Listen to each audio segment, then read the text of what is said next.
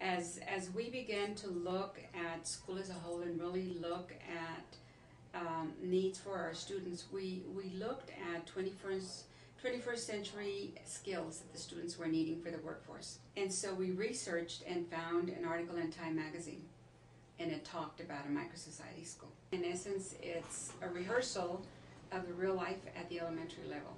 A microsociety school is a setting where students operate their own little society and complete with businesses and the government component, which really makes it unique.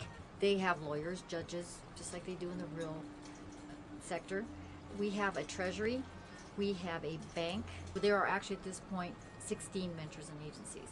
They actually hold jobs, they get paid, they pay taxes, they go consume. The children from K through 3rd, we call the consumers, they come once a month and they consume.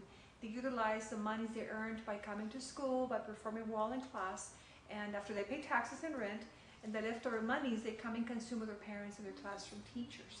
During the day we do our regular classroom, self-contained with your teachers, but in the afternoon from 2 to 2:45, Tuesday, Wednesday, Thursday, Friday, the whole school goes into micro mode. Each venturing agency has to have a business plan. They've got the VP of Marketing, Production, Human Resource, and the Finance. In 5th grade, I was with the hard drive, and I was the treasurer, the CFO.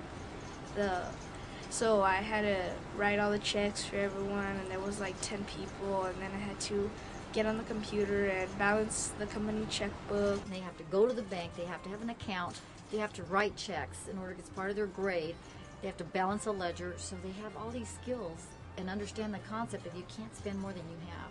What makes a successful business is having everything organized, planning it out first. Go take surveys for the kids and ask them what kind of food they wanted, what kind of drink they wanted, maybe something we were going to try new. We would go take surveys to different classes. I didn't know what they wanted, then I would just be lost. I wouldn't know what to put out to help be successful in the business.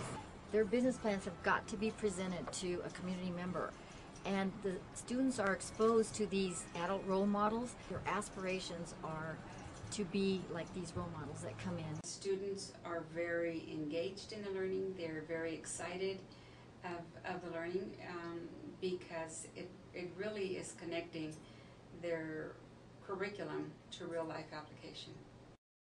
Every year, the 4th, 5th, 6th graders have 3 jobs, so every year they have to switch. They cannot stay in their same job. So at the end of it, they've had 3 careers. When they leave our school, our goal is that they know more or less the career path they would like to follow when they leave elementary school. The first president of Sageland MicroSociety is a law student at Berkeley University.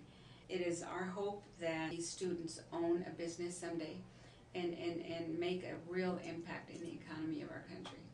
I think if we start working with the children in an early age, we will not have the problem with college students in regards to credit cards. We start teaching them how to manage their money properly. I've benefited from it because when I grow up, I don't want to be confused, and at a young age we're learning how to work with real world scenarios and situations that will help us. I can learn how to work with money and how to keep it in check and not waste it on anything that's not important. That what's happening here is financial literacy at its best in action. You know, we talk about developing a school that we want our own children to attend. And currently I have my grandchild attending Sageland. She's in kindergarten.